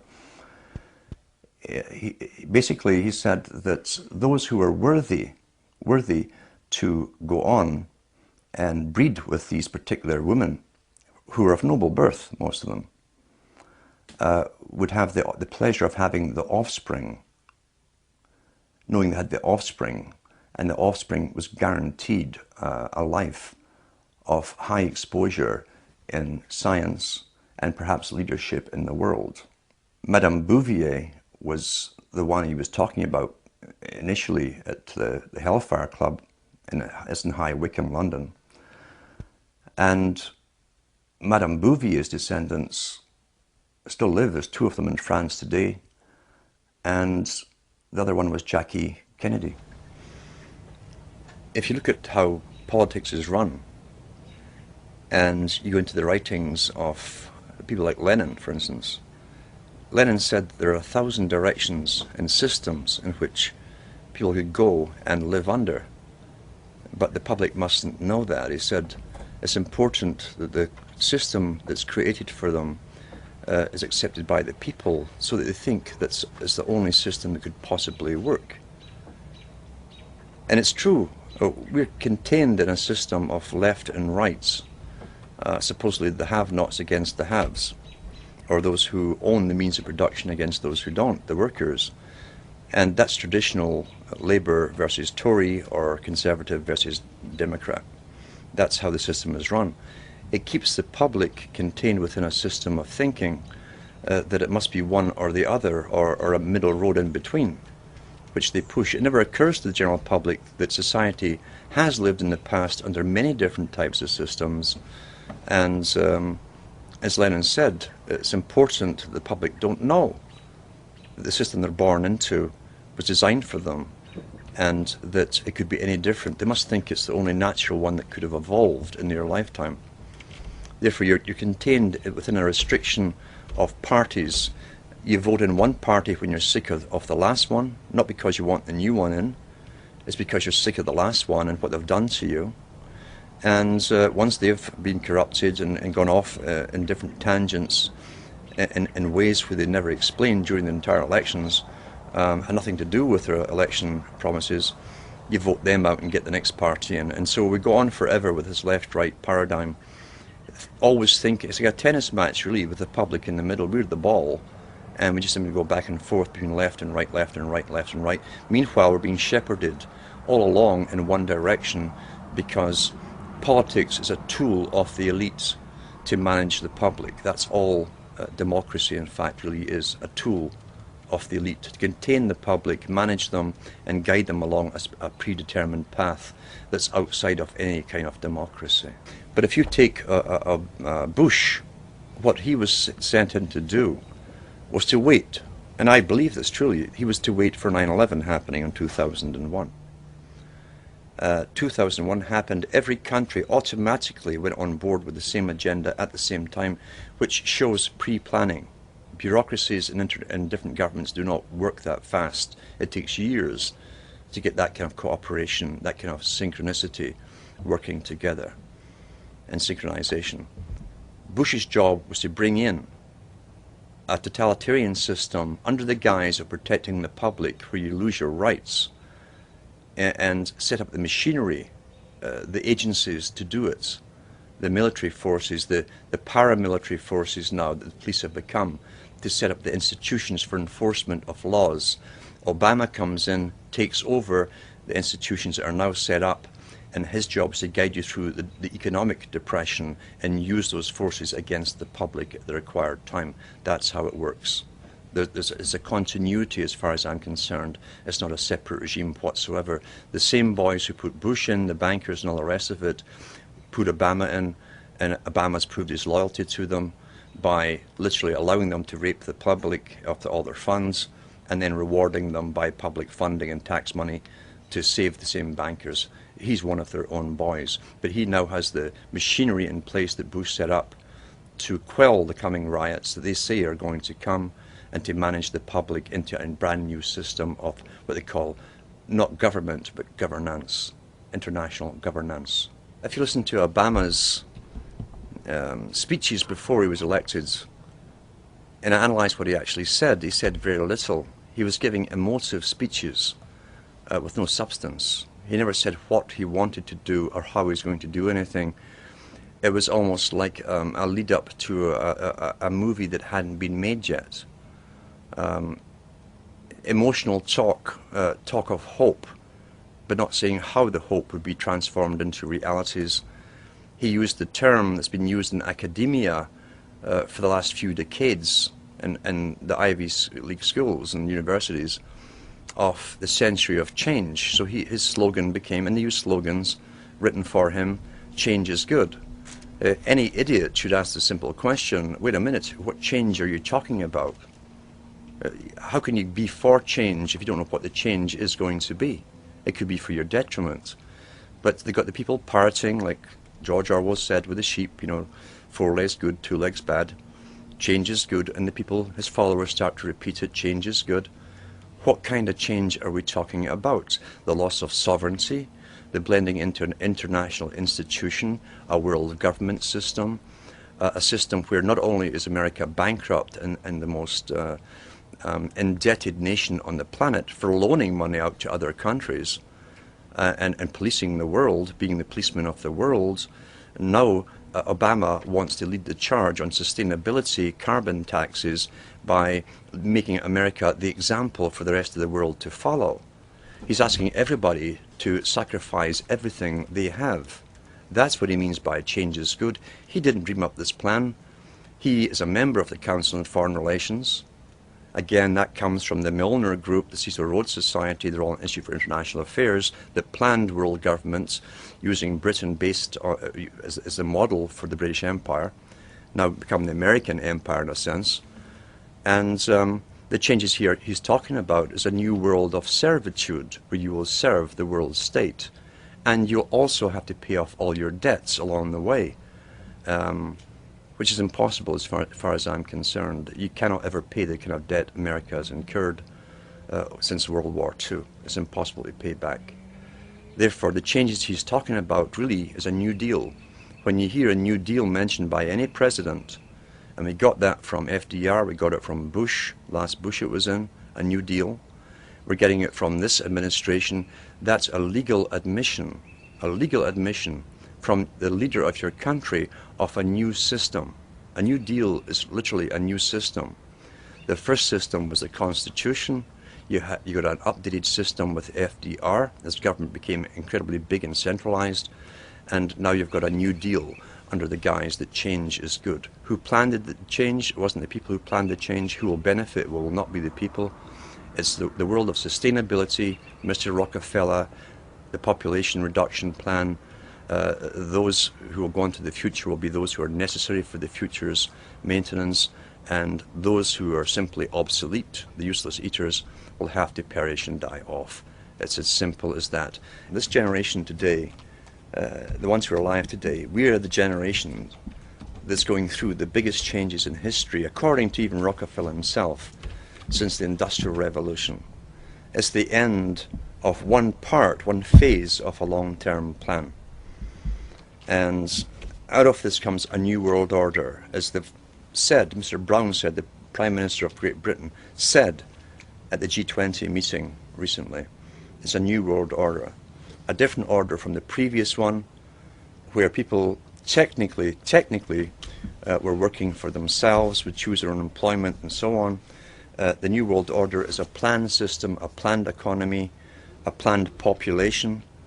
So it's up to us. It's not up to the next generation to change this. We're the only ones who can possibly do the changing. And it's either really the rights to go into an uncertain future, which is what life should really be, where we decide for ourselves where we want to go individually and collectively, or allow ourselves to be dumb animals, creatures who are guided by those who have decided they are the masters of our destiny, and allow ourselves gradually to be sterilized, killed off, used for the last part of their agenda and their wars, and then cast off. Many people will love socialism. They enjoy being guided, and they enjoy their bosses running the world for them. But it's up to those who like freedom, personal freedom, which also entails uncertainty of where we're actually going to go. These video interviews have all been exclusive, and they're going to be archived at prisonplanet.tv. Please download them, burn them to disk, and give them to everyone you know. Upload them to YouTube. This information is vital not just to our free republic, but to the future of free humanity.